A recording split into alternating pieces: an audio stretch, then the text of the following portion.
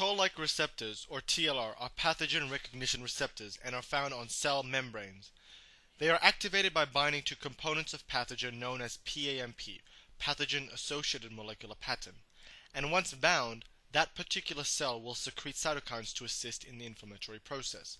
I drew the receptor looking like this before, but Geo Lee's image, published in Janeway's Immunology edition 8, shows toll-like receptors looking more like this. Now there are 10 types of toll-like receptors in the human body, and are found in either the outer membrane or endosomal membrane. On the outer cell membrane, you can find TLR1 and 2, TLRs 2 and 6, TLR4, TLR5, and TLR10, whose function is unknown. And on endosomal membranes, TLR3, 7, 8, and 9 can be found. This is a mistake. This is meant to be TLR8, not TLR9. You might have realized that TLR1 and 2 are back to front, and another TLR2 and 6 are also back to front. This is because both these different TLRs have to bind with each other in order to be activated. Therefore, TLRs 1 and 2 are known as heterodimers. TLR2 and 6 are also heterodimers. TLR's 10 activation, as mentioned, is unknown. PAMPs also bind to TLR4, 5, and 10, but require 2 of the same TLRs to attach together and attach to the pathogen in order to be activated. TLRs 3, 7, 8, and 9, which are on endosomal membranes, target viruses that enter via endocytosis, and also require both of the same TLRs to attach so that the 2 lower domains attached in order to be activated and initiates the process. So let's have a look at what these different receptors bind to. So here is the cell's outer membrane again, and within the cell is an endosome. And heterodimers TLR1 and 2 and TLR2 and 6 are found on the outer membrane, as well as TLR4 and TLR5, and also TLR10, whose activation is yet unknown. TLRs 3, 7, 8, and 9 are found on endosomal membranes, as mentioned before. So what binds to these different receptors? That is a question. Before we say that, remember that the TLRs, they are signaling receptors, so what their main outcome will be is to secrete cytokines, or pro-inflammatory cytokines, chemokines, to assist in the inflammatory process. So anyway, let's look at what these different receptors bind to.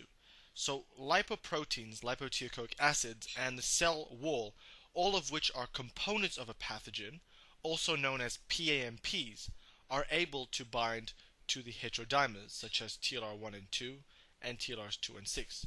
LPS, a component of a cell wall, and lipotoic acids can bind to TLR4, which is the main TLR on macrophages.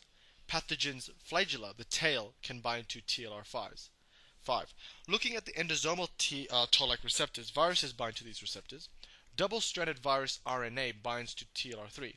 Single-stranded RNA of a virus binds to TLR7 and 9, and the virus DNA can bind to TLR8. So now let's look more closely at these heterodimers and see how they work. And also let's look at the TLR4, the main TLR on macrophages, and also the endosomal TLR, and see how they work and how they make cytokines, pro-inflammatory cytokines, to assist in the immune response.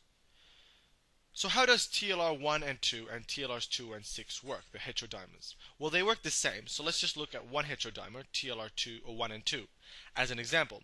Now remember that TLRs are signaling receptors, unlike the mannose and scavenger receptors, which engulf and destroy the pathogen. So let's see how TLR1 and 2 work. PAMP's lipoprotein, or lipoteichoic acid, is in the extracellular fluid. TLRs 1 and 2 bind to this PAMP and attach together, bringing its 2 lower domains together. Now this is the first step. The second step is that a cascade of events occur within the cytosol, but we won't really go into this that much because it's boring. But the final product is NFKB anyway, and this is our step 3. Now NFKB is a transcription factor and can enter the nucleus, where it synthesizes and transcribes the gene inside the nucleus for cytokines. Now this is our step 4. So once producing the cytokines are then packaged up and sent via endocytosis in an endosome to be expelled out of the cell. So here endosome, it will get expelled out like this, and expelled out to enhance the immune response, for example by attracting more immune cells. Now this is our step 5. So if we go back to the transcription factor, the final product, so-called NFKB, it's actually not the only transcription factor. There are many others. So going back to the heterodimers, we have the 2 receptors. Maybe we'll just say it's TLR2 and 6 this time. And it binds to some PAMP such as a lipoprotein, which makes both TLR's lower domains attach, the so-called TIRs. Now this then initiates a cascade of events which result in transcription factors.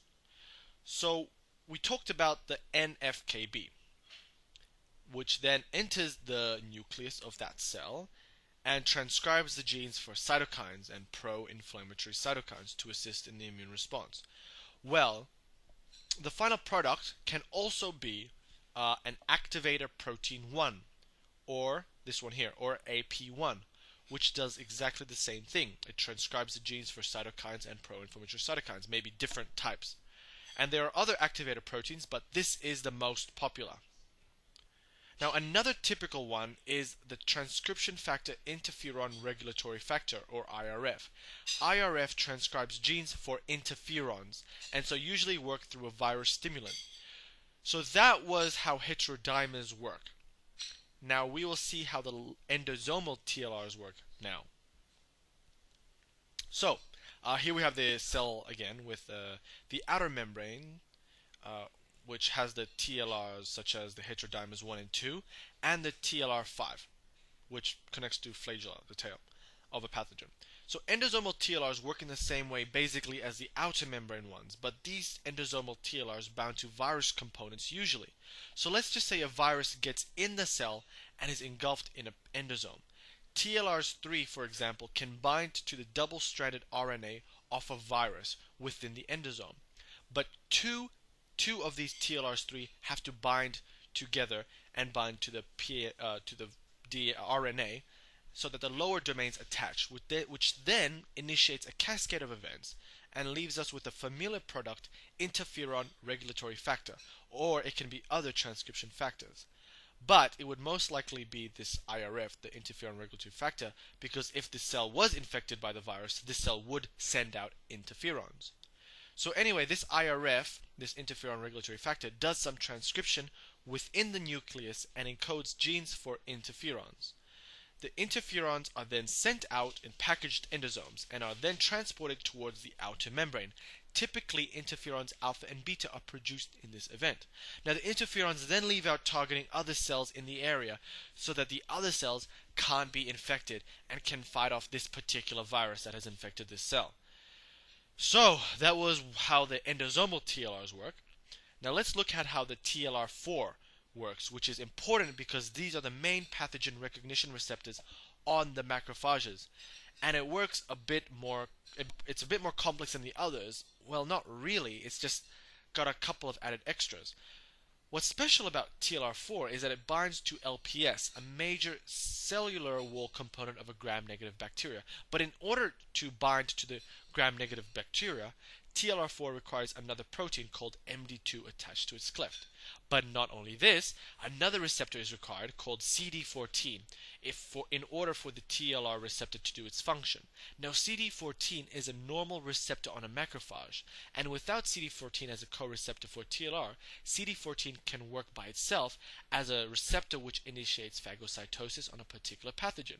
Anyways, if the TLR is good at binding with this pathogen, it then initiates a cascade of events.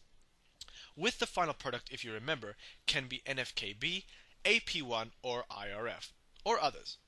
Anyway, and these transcription factors, for example NFKB, then enters the nucleus and makes genes for cytokines, which then gets transported out of the cell to promote the immune and inflammatory response. So that was it for toll-like receptors. I hope that actually made sense to you. You can watch it again if that didn't make sense to you. Maybe it'll be more easier. But please comment and share. Please like and subscribe if you like. Thank you. Bye.